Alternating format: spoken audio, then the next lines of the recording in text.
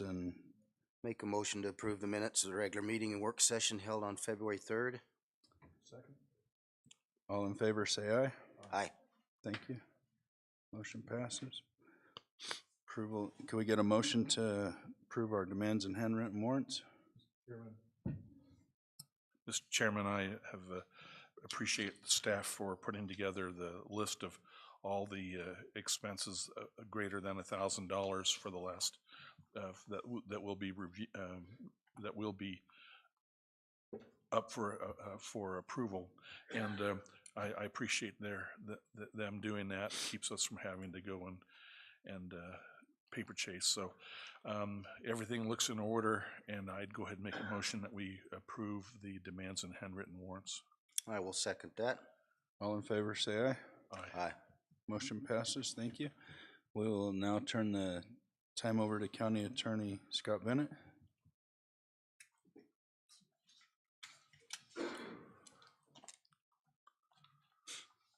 Good morning. Morning. Thank you for allowing me a few minutes. What we have before you today is our request to approve a contract for legal services with former Pinal County Attorney and current private attorney Kent Volkmer. As you may or may not be aware, Mr. Volkmer had served for, I believe, 3 terms as the Pinal County Attorney. He was very instrumental in advancing that office and doing a lot of good work there.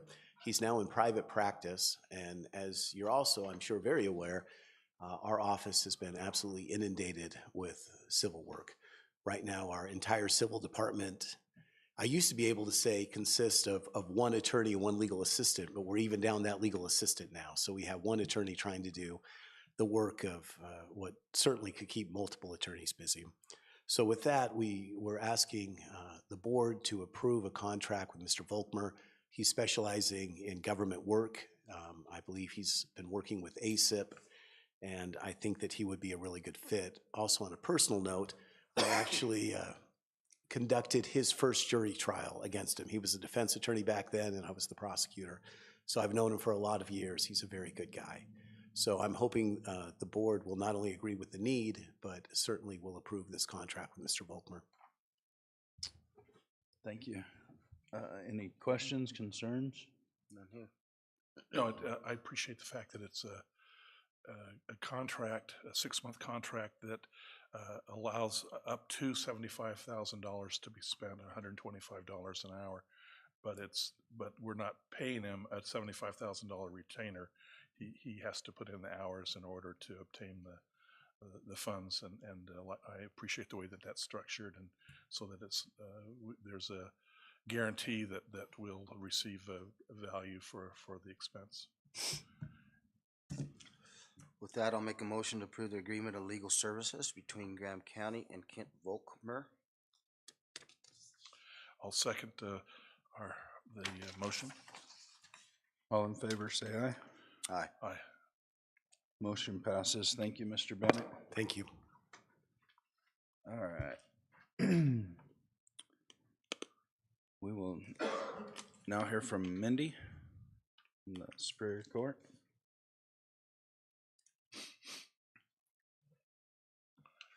Good morning. Morning. Morning. This morning I am here seeking approval to submit the fiscal year 25 Fill the Gap application. Every year we have state aid that's available to us. This year it's $12,723. We also have 5% set aside monies. It all comes from fines and fees, but we have to request permission to use it. And so we use it for the pretrial services officer salary and ERE, and the breakdown I did add for you guys. It's under the source of funds. Pretrial services basically monitors all defendants while their case is pending pretrial. They do UAs, blood alcohol testing, weekly check-ins, curfew locations. They also help get people into substance abuse counseling. They help them get jobs, that type of thing, prior to trial or prior to being placed on probation. So they do some good work. If you have any questions, there's 2 paragraphs of explanation in your email. Great, thank you. Any questions, concerns? No, it's Nothing excellent. Here. Just a good program. Make a motion to approve to submit the fill the gap application for the Graham County Superior Court pretrial service. And I'll second the motion. All in favor, say aye. Aye. Aye. Aye. Motion passes. Thank you. Thank you. Now hear from Herman Andrews from probation. Good morning, ladies and gentlemen. Morning. Today I'm here to seek approval for a surveillance officer position, and that's for our intensive probation department. Our numbers are super high, and instead of adding a probation officer and a surveillance officer to accommodate the growth, we're just gonna add a surveillance officer, which would move our total count from 25 to 2 to 40 to 3 instead of 50 to 4. I threw a bunch out at that. So right now our numbers are floating around about 32, 33 on intensive probation. And it's been that way for a while. So the state is asking us to fill a position, which would be a surveillance officer position that would be able to allow us to cover 40 to 3. Two surveillance officers and 1 probation officer.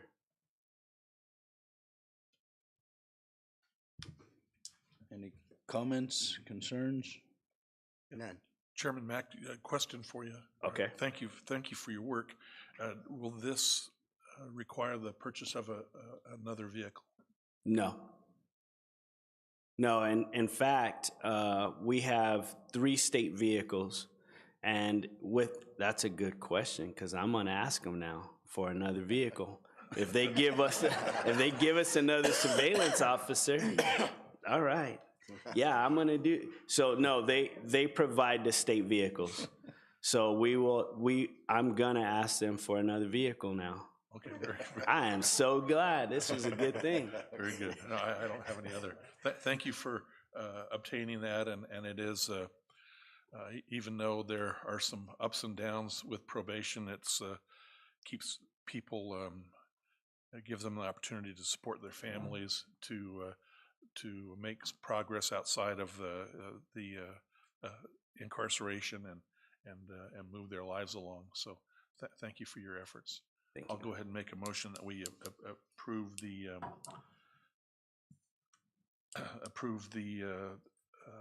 surveillance officer position for increased intensive probation services.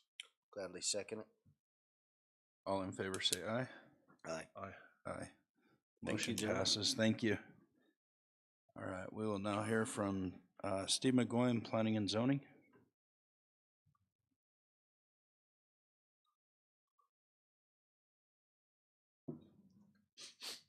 Good morning, gentlemen.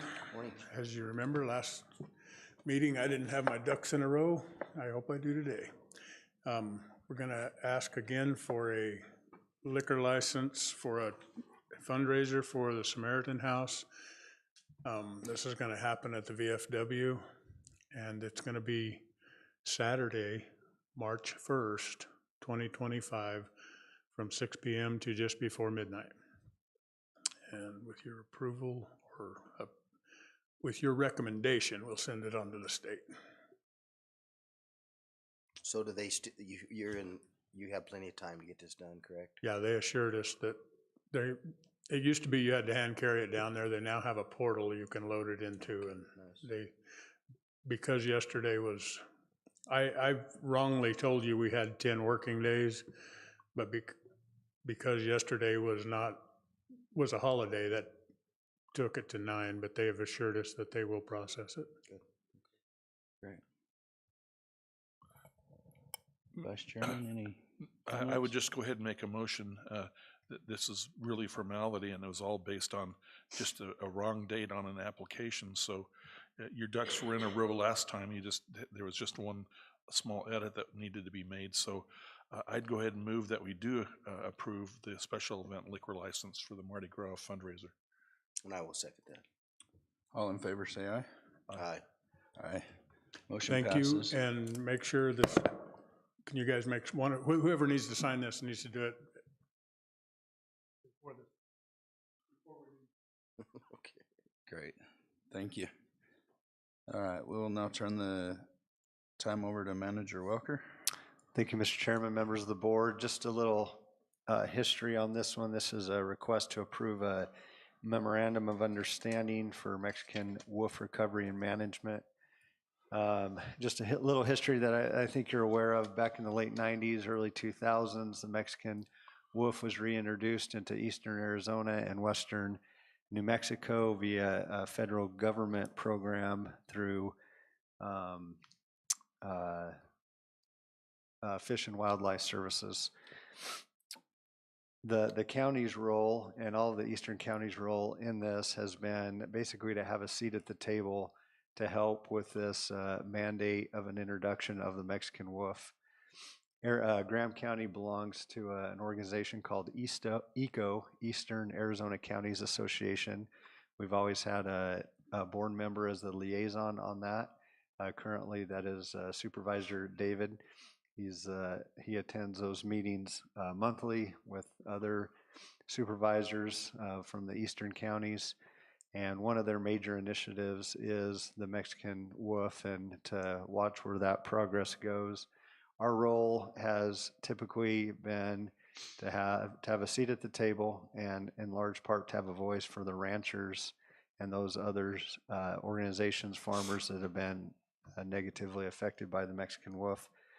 So this MOU is a longstanding MOU. This is just a renewal of it for Apache County, Gila County, Graham County, Greenlee County, and Navajo County to be what's called the cooperating agency. And they all work functionally together for an organization called ECO, as I mentioned. And this MOU just allows them to have a voice at the table with these other lead agencies from the federal and state government, like National Park Services, Fish and Wildlife Services, USDA, Arizona Game and Fish, State Land, and others. So this is just a renewal of that MOU to keep us a spot at the table, to make sure that we have a voice as the continued introduction, restoration of the Mexican wolf takes place. So that's a little briefing. Supervisor David likely knows more than I do on this subject and may have some input as well. Great, thank you. Questions or comments? If I might just add, thank you. That was really a great summary. The Mexican gray wolf introduction was passed. That's Endangered Species Act passed by Congress. So it's not something that we were originally signed up and say, yeah, let's bring the Mexican gray wolf in. But it was, so this is an act of Congress. And so our role and the role of Eastern Arizona counties is to, as Dustin indicated, have a seat at the table. We mitigate we oftentimes will throw out what they call a sea anchor, which in choppy seas keeps your boat going the right way.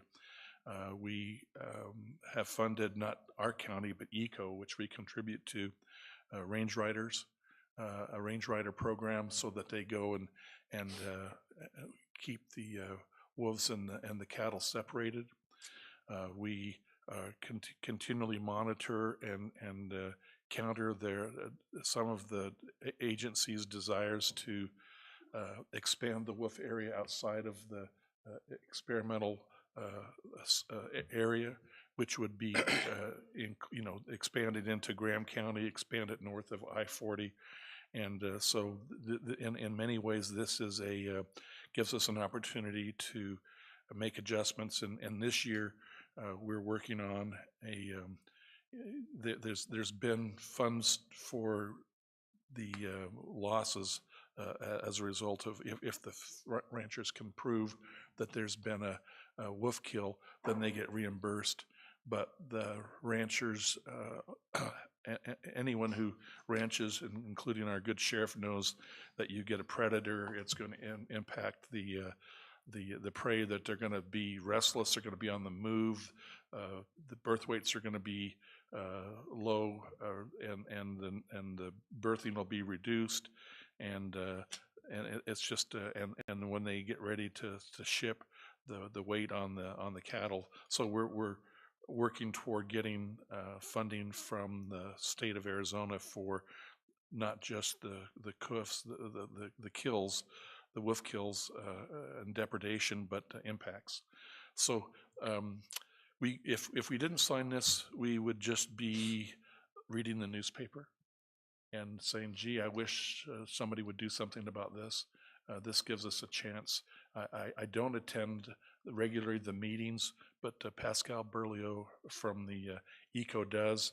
He's very active and attends all the meetings, but I do get briefings, and then we get updates. The meetings are usually held up in northern Arizona and take the better part of a day, and so I just haven't had time to attend the meetings, but most of the counties don't send representatives. They have Pascal does a very good job representing our organization and each of our counties. So that's the request. On the surface, it looks like, gee, the Graham County Supervisors are in favor of the Mexican wolf, reintroduction, and we're in favor of obeying the law that Congress has set for endangered species, but we can mitigate and make some changes and prevent it from becoming, expanding very, very quickly without any thought of impacts to ranchers. Great. Yeah, I think it's very imperative that we support this program and have a seat at the table. Paul, appreciate what you do down there and keeping us informed on what's going on with that. It's important that we support our ranchers and farmers. So with that, I would make a motion. There's no other discussion to approve and update the memorandum for the Mexican Wolf Recovery and Management Program. Thank you very much, Supervisor Howard. I used to be chairman. Thank you very much for the motion, and I'll be glad to second that. All in favor, say aye. Aye. Aye. Aye. Motion passes. And I'll turn the time over to, this is an opportunity for the board and the county manager to give a brief summary of current events, and we'll turn the time over to Manager Welker first. Thank you, Mr. Chairman, members of the board. I'll do a little different report today. We have 4 work sessions this morning. One will be our regular work session. We won't have a lot of time for that, so I would like to discuss some CDBG options if we have some time.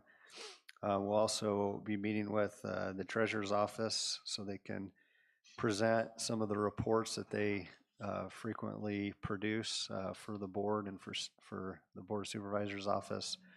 We'll have a work session at 10 o'clock for emergency management, and then 11 o'clock to discuss wildlife damage management program, that there's been some effect from the different changes we've seen at the federal level.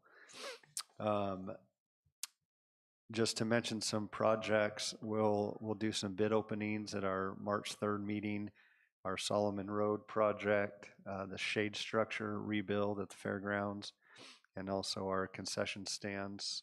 All 3 of those bids will be coming next week. The Common Sense building, the contractor's been working in there, and they'll be pouring concrete next week, so that project will wrap up. We're also out to bid on our Field 3 light project. And I've been working with the county attorney's office on the Main Street plans and scope of work. So those are some of the projects that we're moving through right now. And also the concrete aprons out at the transfer sites. Those bids came in last week, so we'll be moving forward on that. Just want to mention, I know everyone, and it's not just the Board of Supervisors, it's many departments are very busy with the legislature. They're very active, a lot of bills passing through. I think there's a week or so left for bills to be heard in committee in their House of Origin, and then no crossover. And I just want to thank all the departments. I know every department is active with their associations and working with bills that could potentially hurt the county. But 90% of the time we're playing defense, and that number might be a little low. we very seldom have an ask. We're more likely just asking for no unfunded mandates come on us. And just a case in point, on Saturday morning, we had a call to action for a bill that could further hurt our tax base. I quickly put in a text to Cindy Orr, our treasurer, and she got us some numbers real quick, which I really appreciate. Darlene's done the same thing for us just last week, and just appreciate how quickly everyone jumps to action and helps out with these things. That led to Supervisor David making a quick trip down to the legislature yesterday. The bill that we had our eye on was supposed to be heard at 2 o'clock. It didn't get heard. It wasn't heard until 5 or 6, and I know he got home about 9 or 10 o'clock last night. So that's just kind of how it goes here from January to March or April, and we just appreciate everyone that jumps into action on those and gets us information as quickly as possible, because usually it is real quick and we need to respond within a day or so. So that certainly has kept us all really busy, and I appreciate the board and for how active you've been, and I can't say enough about our County Supervisors Association and for the voice and lobby that they have at the state level. And I know ACO also, and again, many of your associations too that respond to these bills and analyze them. And a lot of times there's unintended consequences that they don't realize, and we have to point out. And that's kind of how that bill went yesterday. And Supervisor David did an outstanding job testifying in that committee. So we'll talk a little more about some of these bills too in our work session and over lunch today. And that's my report for now, Mr. Chairman. Thank you. Vice Chairman David? Thank you, Chair. Busy a couple of weeks. We're planning a field trip for the legislators that will swing through the Globe Miami and then the Safford and Morenci mine areas. So there's planning meetings for that. Attended with our great manager at a mayor's meeting on behalf of our chairman who was not able to attend, and talked about some things that we're concerned about, notably the proposal to eliminate the food tax, which would impact some of our local municipalities. 20% of their revenue would be from sales tax. 20% would be gone. Up in Taylor, Snowflake, 40%. So these great ideas have real consequences, and so that was kind of a call to arms and to get mobilized.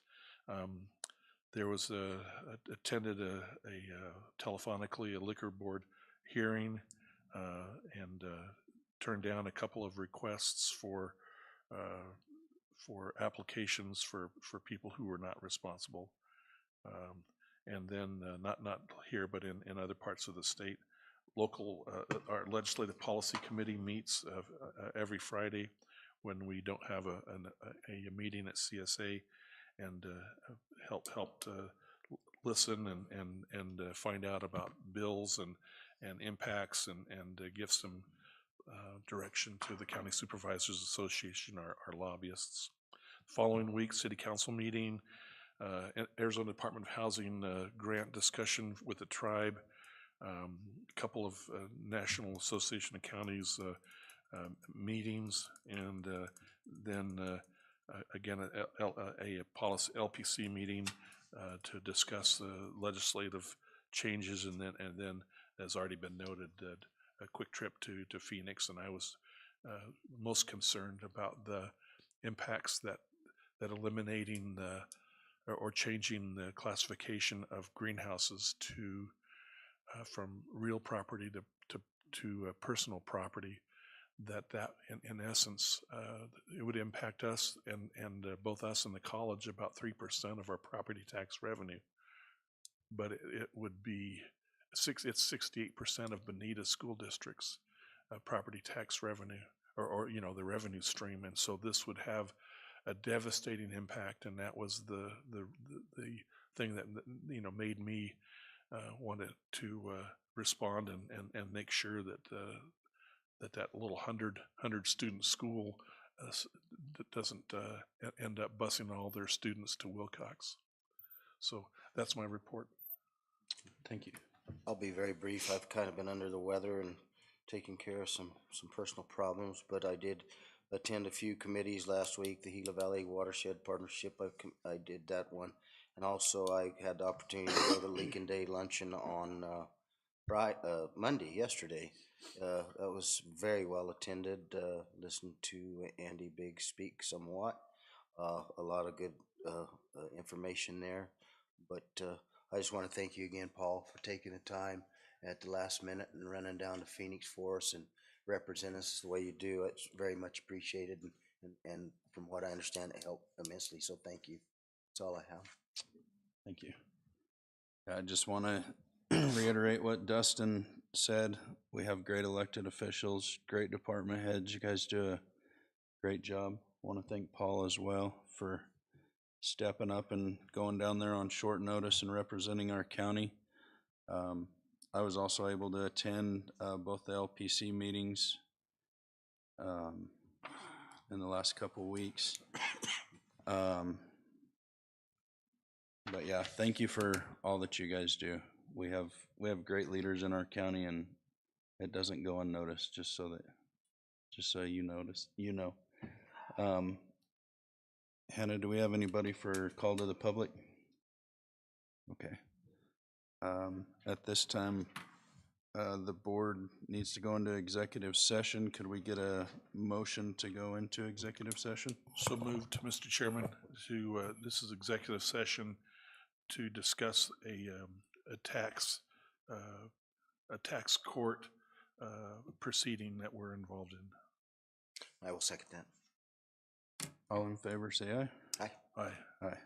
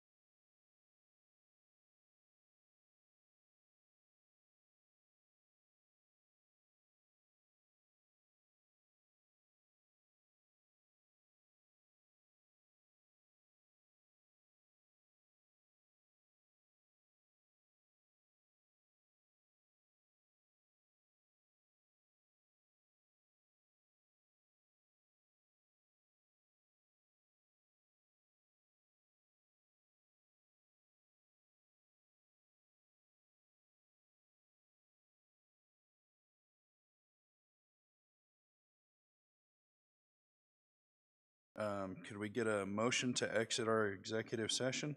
I will make that motion. And I'll second. All in favor, say aye. Aye. Thank you, gentlemen.